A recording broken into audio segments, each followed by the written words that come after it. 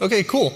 I think I'm going to get started here. We got a lot to cover and a lot I want to show off. So, hi everyone, welcome to the PowerShell Predictors session. My name is Stephen Bucher. I am a PM on the PowerShell team. I work very closely to the Predictor experience on the team, and so I want to show off some new stuff that we've been working on. First off, of course, many thank you to our sponsors for this event. I've thoroughly enjoyed, talking to everyone here, being in person at this conference, and just seeing everyone exchange new ideas about PowerShell. So I love it. So this is the agenda for this session. We're going to talk about, what are PowerShell predictors. We're going to go into the two different kinds of predictors we have, historical and plugin predictors, dive a little deeper into some other plugin predictors that we have created. And then I'm going to talk about a little bit where you can find information on how to create a predictor yourself. Cool. So PowerShell predictors, the success of the PowerShell team is very closely tied to making you guys successful at your job. We want to ensure that we are enabling you guys to be successful at your job, and as a result, we created this predictor experience as a way to accelerate and enhance your interactive console experience, to add intelligence to your console. So if you're an expert PowerShell user, predictors can help accelerate your workflow. If you're a new PowerShell user or even an experienced one, you can help learn and discover new things about particular modules through predictors. So like I mentioned before, we have two kinds of predictors. We have history and plugin predictors. So I'm going to jump right into the first kind. So historical predictors are something you might be familiar with if you've used other shells like Fish or maybe Z shell, where it's kind of an autofill historical matching thing. So of course this is a very familiar experience, especially in web browsers when you're typing your URL. It'll grab the most recent one, that pattern matches it. So we're bringing this experience to PowerShell. I'll touch briefly, but I want to jump over, just go straight into the demos. So this is a brand new, fresh PowerShell session here. So first off, we got to actually enable predictors. So predictors are all built into PS readline, our inbox module that helps with the readline experience for users. And so in order to first enable them, hit read option. Set. There we go. Prediction source. And so we'll have a number of options. You'll see history, history and plugin, none, and plugin. So we'll start with history. So once I enable the historical predictors, as I start typing, you'll start seeing kind of this grayed out autofill coming up as I'm typing based on the last commandlet or that I've typed. And so you simply can accept this with the right arrow key, and then you can run it that way. It's pretty easy, but and so that's pretty awesome. But it's a little difficult to see that kind of grayed out version. So we've added customizability to the colors of the inline prediction view, and so we can change it through set PS readline option colors, and look at that. Historical predictors are already helping me out here with stuff. So we support a variety of different formats. I'm going to change it here. So this now changes it to a much more vibrant green color that is much more easily seen kind of on projectors and stuff like that. So I'll do another one. We can do this one here, and so this gives you more of like a blue out background, similar to a browser experience or something like that. And of course, that might be difficult to remember. So we've also had a few built-in ones. So I can also do like something like magenta here. Hit enter, and I get kind of a nice magenta color. For the sake of visibility, I'm going to go back to that green, so it's a little bit more easily seen. So we support console colors, we support 24-bit color escape sequences and RGB values and a few selected names. But what if, I'm typing get, there's a lot of commandlets that start with get. Maybe I don't exactly want the last one that I had just typed. So we have created another view to help show kind of the last couple that you might have used. And so that's called list view. So I'm going to do set PS readline option. Oh, let's go here. Prediction view style, I'm going to change it from inline view, which is what we've been seeing thus far, to list view. So once I do this, now if I start typing get, I'll see like a list of 10 different options of the past 10 historical commandlets that I've run. And so do note that this is a little different than get history. Get history just does your current PowerShell session history. This actually tracks your history across all PowerShell sessions, so you don't have to worry about kind of retyping things that you've typed in a previous session. So it keeps that persistent across sessions, which is pretty cool. But it's kind of tedious to type out, set PS readline option to list view and inline view when you want to toggle between the two. So we've added F2 as a hotkey that allows you to switch very easily between inline view here and list view. So this is a great way, if you're doing perpetual things, you can do it this way. But if you've done more sequential, similar commandlets, go to list view, use the arrow keys to navigate, and grab the one that you want to see, like this one, for example. Okay, cool. So historical predictors are available on, let me jump back to the slides here. So historical predictors are available on PowerShell 7 Plus, on Mac, Linux, and of course Windows, but it is also backported to Windows PowerShell 5.1. The biggest dependency is on PS Readline version 2.2.2, so as long as you guys have that installed, you'll be able to enable historical predictors and be able to enhance your console experience that way. And kind of to display that, I'll jump over here and I'll jump over to my Windows PowerShell session just to show that. Set PS Readline option. There we go. Prediction source, history, and then I kind of get the same history that I was just previously typing. And of course, the same kind of list view experience is available in Windows PowerShell too. Okay. Cool. So, we didn't want to, let's talk about the second type of predictor. So we didn't want to just have history or a predictor that we've created that helps you guys. We wanted to add extensibility to predictions so that we can create multiple kinds of predictions based on particular needs. You guys can create your own predictors based on particular modules or certain use cases that are more relevant to your workflow. And so plugin predictors is the answer to that. And so, they are different modules that you can import and utilize for other predictions. So let's jump back to the demo here. Before I do that, I will note that plugin predictors are based on a subsystem module that is only available on PowerShell 7.2 Plus. So just a same dependency on PS Readline 2.2, but just note if you want to create an own predictor, it has to be on PowerShell 7.2 Plus. So jumping back to my PowerShell terminal, first off, I need to actually enable it. So if I go set PS readline option, I go back to the same prediction source, I'm going to go down history and plugin. So I'm actually going to enable both types of predictions at this point here. But if I start typing, nothing's really changed. I actually have to import the different plugin modules first. Since these modules don't really have commandlets, it is important to kind of import them possibly in your console so you have a persistent importation of predictions. So the first one I want to show off is the completion predictors. So this is an open source one that we just released about 2 months ago. It is based off of PowerShell's tab completion. And so I'll show this off. This was kind of built as a great kind of framework predictor that you guys can take a look at and build yours off of it. So since I've enabled plugin, I actually have to import my completion predictor into this session. Of course, like I said, save this to your profile so it's persistently there. As I start typing, there's nothing really changing so far. But once I start, if I type, get child item, hit a dash, now you'll see two kinds of predictions. I have the history in the first couple, and then I have the completion predictors showing the different parameters that are available to me further down. And so this is a good way to see what kind of parameters are available in kind of any commandlet. So if you're tabbing through, doing tab completion, and you miss it, you have to cycle back through. Well, this is kind of a cool way to display all the parameters in another way. You can also do something like get process, if I can type. Excuse me.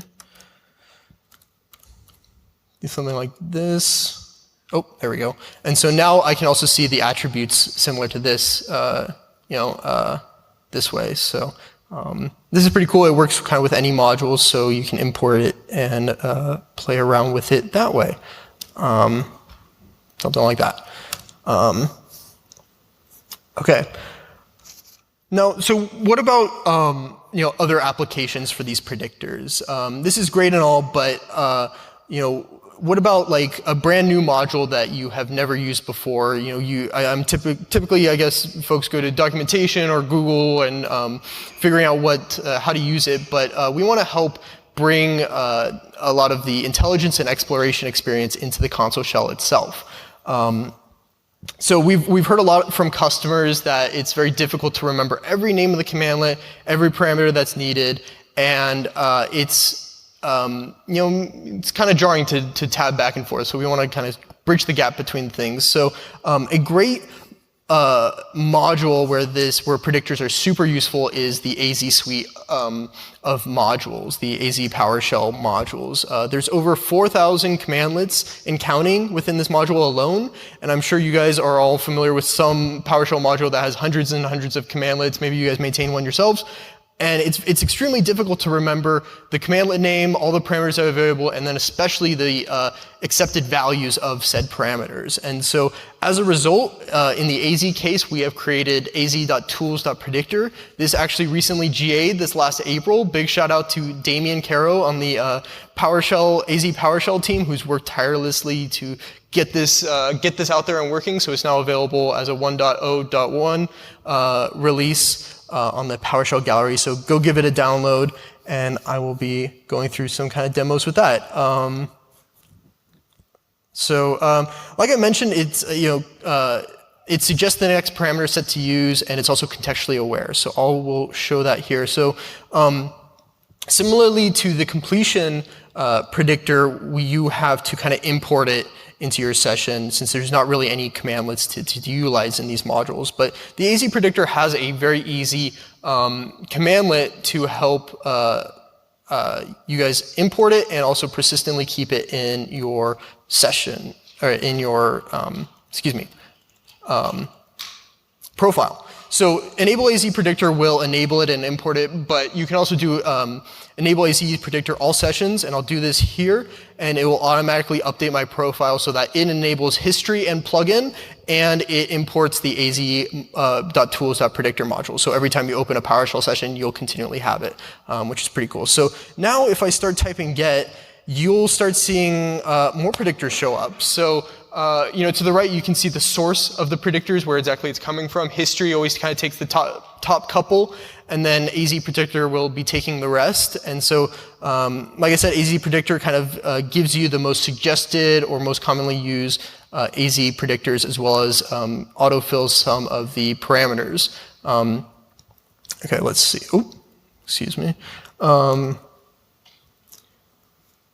Okay, so yeah, this is an AI-driven prediction, in order to help suggest the next commandlets to use and to autofill used and necessary commandlets. So something that's really cool about this one is its contextual awareness. So if I do something like new AZ resource group, I'm going to take this one here. I'm going to name it, PSConfEU.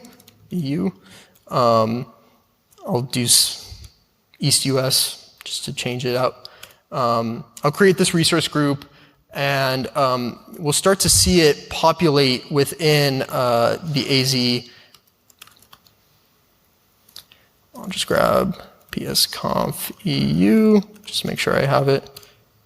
Okay, cool. So now if I start doing new dash, you'll see it in my history, but you'll also notice that in the AZ predictor, it actually autofills resource group name with PSConfEU as kind of the most recent name. And so since that was the last resource group I used, it uses kind of the history on your machine to help autofill and help accelerate your workflow, so you don't always have to type out every single name each time. But you'll notice it kind of puts dummy values into the other parameters that you may not have autofilled previously. But in order to help kind of accelerate that, we're going to use dynamic help to actually, we can use Alt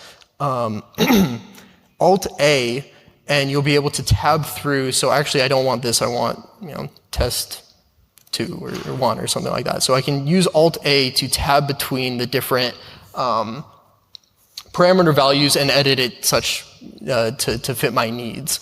And so that's pretty awesome. Let's see. Did I miss anything?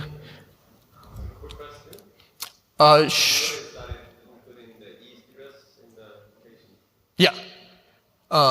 Yeah, so it should autofill some of the location as well. I used Central US previously, so in my earlier testing, I guess. So it's not perfect, but it's definitely like very good and helps you, it's a little quicker in a lot of ways.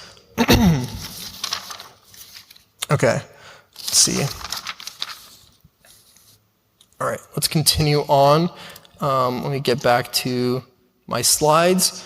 So yeah, like I said, contextually aware, it kind of keeps up to date. It continually trains off of the commandlet telemetry collected by AZ, the module, to keep it up to date and fresh, so it's not giving you guys any sort of deprecated commands. It's trying to keep it up to date with the latest AZ releases. So this is pretty cool. Let's jump over. So creating your own predictor. So we've actually created a documentation page that we recently published on how to create your own predictor. It's here at aka.ms PS predictor doc, but I've also created a QR code that should take you there. Again, you'll need PowerShell 7.2 to utilize this, PS Reline 2.2.2. One thing to note is it will have to be a C# application. I've had a lot of folks talk to me about how they create PowerShell modules in PowerShell, but unfortunately, this utilizes some things only specific to C#. So I'm going to go to this link real quick just so you guys can see what the page is. It might be a little difficult to see on your phone, but through this, we walk through a very simple predictor that gives basically hello world as a prediction. And so it's very straightforward. If my mouse would work. Oh, there we go. Here's a little bit of a diagram showing the architecture of a predictor in PowerShell. The engine, the subsystem manager calls into this interface I command predictor, and the predictor module implements said interface, and it registers and unregisters it. We also have example code to really help you get started. This one shows just the hello world module, or hello world predictor. I'm not going to go super in depth on this, but I encourage you guys to do a deeper read if you guys are curious about creating your own predictors. I've talked to a number of teams, or another number of community folks who have these very, very large modules that have hundreds and hundreds of commandlets, even thousands, and so they are currently developing predictors. So we hope to see more people kind of creating and developing predictors to really help accelerate any workflow, no matter what module and such it may be in. Okay, let's see. Oh, excuse me. Cool, so I'll just kind of go through a recap just so everyone can kind of see the whole story of it. This is kind of what we went through, just showing that you have to install the latest version of PS Readline, set PS Readline option, history, and you can change it with list view. Here's a few example colors and such. This will all be uploaded to the conference repo, so you guys will be able to copy and paste yourselves and implement it yourselves. Let's see. Enabling predictors, that sort of stuff, just making sure I didn't miss anything. AZ Tools predictor, enabling all sessions. Oh, yes, one other thing I forgot to mention about plugins that's pretty important. So you'll notice we've talked about two different plugins. We've talked about the completion prediction as well as the AZ prediction. So what does it look like when we have kind of all three there? So get AZ VM, for example, and I do something like this. It'll work. There we go. So you'll notice the ordering of it. One question we get a lot is the ordering. So currently, the ordering of imports. Since I imported the completion prediction first, it will show up ahead of AZ prediction. So you can change and modify it whatever fits your needs. So if you rather the AZ predictions be higher up in the list view, you can import it before you do completion predictions. And so it is very easy and straightforward that way to kind of modify it. And so, we'll get more feedback as we add more predictors, on how best to, use this interface. And so this is all very new. We encourage you guys to give us feedback on Twitter, give us feedback in the repo. The completion predictor repo is, let's see.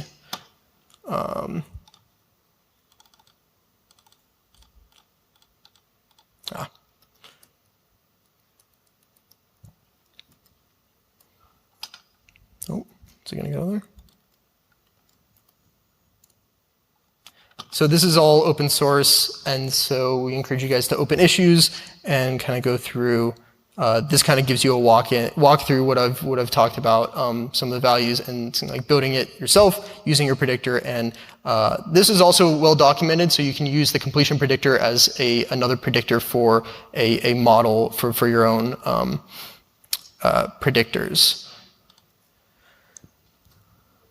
Okay, cool. I think I've kind of covered a good portion of things. It's pretty simple. It's pretty straightforward, these predictors. And so, yeah. Do you recommend these to put in your profile, the predictor? Yeah. So I'll show you my profile here. So just so you can see what also it did when I got a bunch of junk in my profile. But you'll see here on the last two lines, these two lines were added from the enable AZ predictor.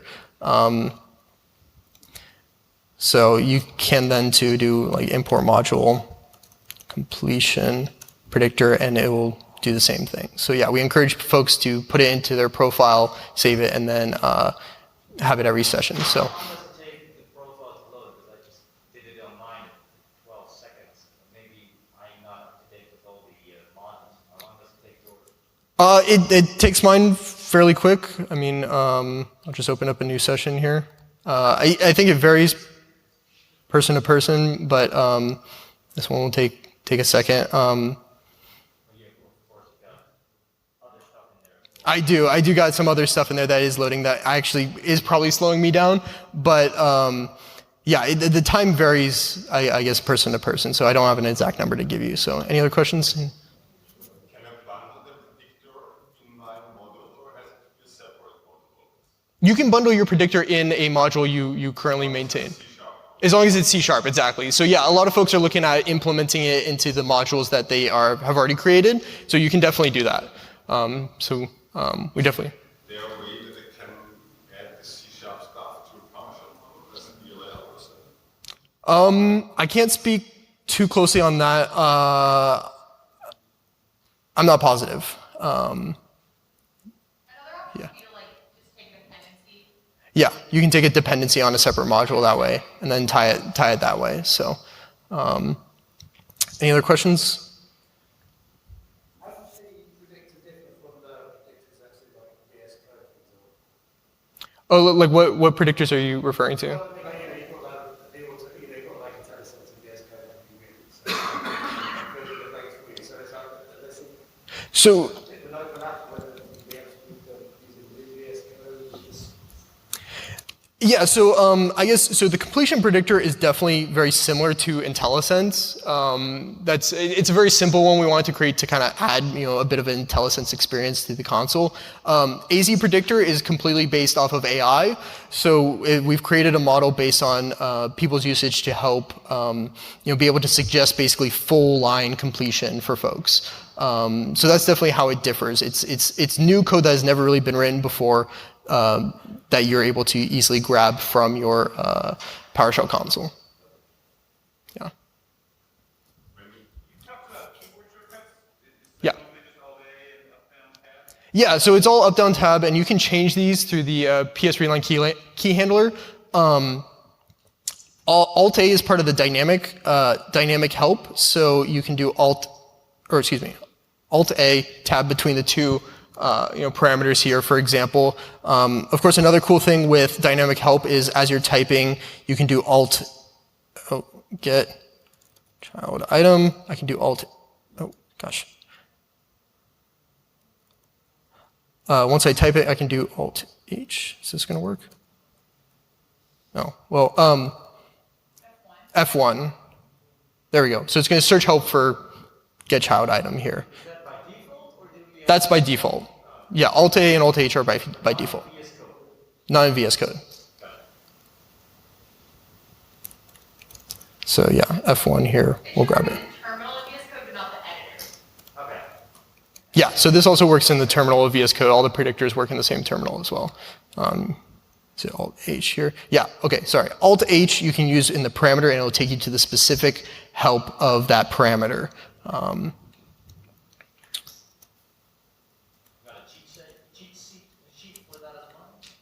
Yeah, I can add a cheat sheet to the slides there. It's pretty cool, some pretty cool features. So easy. I'll just show this just so.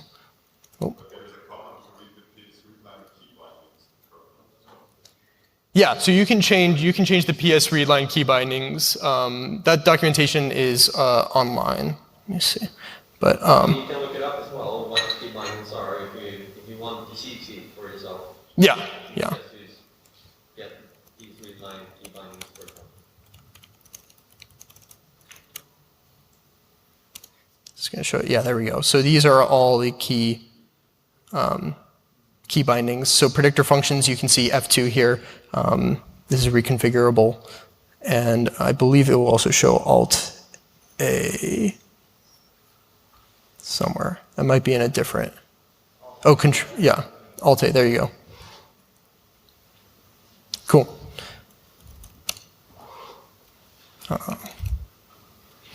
So I'll just recap.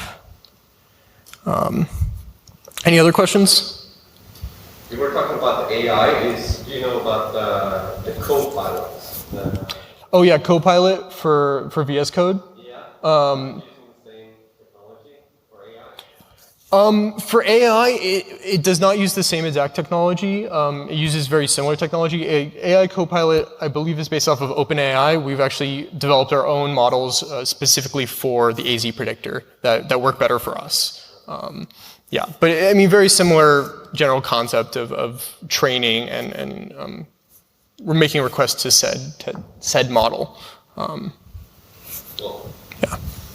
Is it training on my data, or is it just compiled with pre-trained data? It's compiled with pre-trained data, but it also continually trains on your data. Nothing goes to the cloud? No. Well, nothing. Your command link goes to the cloud, but nothing, no personal information is ever sent. So we scrape everything. I don't have the demo set up, but if you use something like Fiddler to monitor the packages that are running, or monitor the packages that are sent while you're using AZ Predictor, everything is completely stripped of all parameter values. So that's why, the parameter values, we try our best to do it, but it's all, the autofill contextual stuff is all done on your computer based on the history on your computer. So we don't see any of that. Yeah. Any other questions? I guess this may be a similar question, but then does the AZ predictor, does it create a local model that it's using, or is it interacting, you can't use it offline? You can't use it offline, yeah. You will need to be connected to the network to use it. I also saw that the AZ predictor is already, if I don't have the AZ account module, Yes. then it fails if I have an old one. But if I don't want to use the AZ predictor, can I just take that out from the PSD1 file? Are you talking about AZ accounts specifically that you're trying to remove? When I did the AZ predictor, my AZ.account Yeah. was old, and I just failed all the time. So I had to update that one first. If I don't want to use that predictor at all, can I just remove it from the module? Oh, I see. There's not currently a way to do that, to remove a specific commandlet that's being predicted. Yeah, the AZ predictor is dependent on AZ.accounts, but it should be automatically downloaded with the 1.01 release. Every Yeah. time I try to update it, it says it's already in use, so it doesn't update it. Oh, it doesn't? Interesting. Well, if you open a bug on the AZ repo, we can take a look at that. But yeah. Any other questions?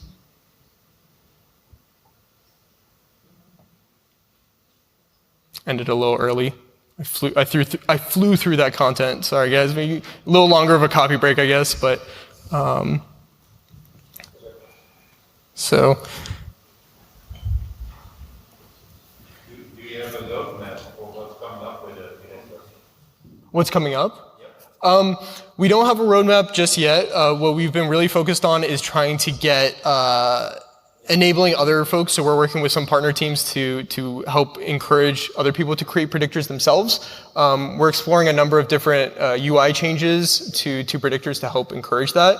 As for a specific roadmap, we don't have strict timeline, I guess, of things. It's since this is very new, we wanted to get out there, get people to give it a try, and then hear their thoughts. So from there, we'll definitely kind of more define a better roadmap. So. What kind of feature do you want to get out there? What kind of feature do I want to get out there? Well, man, I want to get out a lot of different features. I've been thinking about. I've been talking with some other module folks, module owners, to get specific predictors for them. I think there's some interesting things around NLP, natural language processing, so being able to type, just in a natural sentence, something like that. That would be very interesting to do. Possibilities are seemingly endless in a lot of cases, but lots of cool stuff that can be done. Sure thing.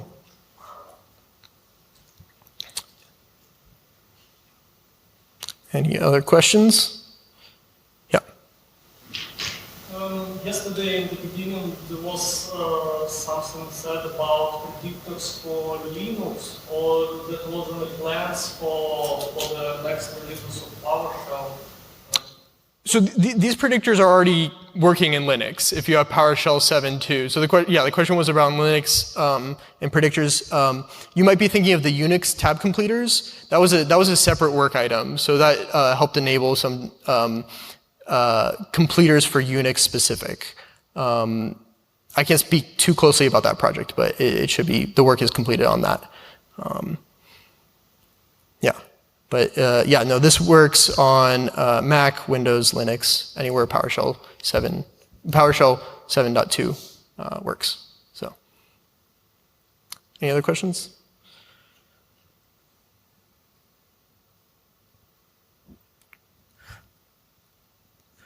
Well, if there's nothing else, I can let off a little early.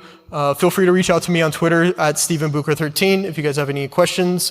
We would love your guys' feedback, so we really encourage you guys to try out these predictors, see how you like them, file any bugs, and just, let's make predictors better together. So, thank you very much.